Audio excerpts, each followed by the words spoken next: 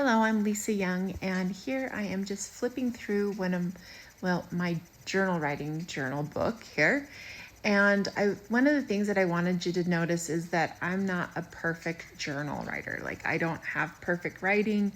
I let things just be what they are. Like, I even do parts of it that are graffiti like because I love graffiti. Sometimes I fill a page with a quote.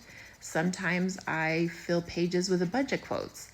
Sometimes I write from a prompt. Sometimes I'm just doing whatever, doodling. I'm doing whatever comes to me. I just fill those pages, and it has a way of balancing my emotions when I'm in this journal.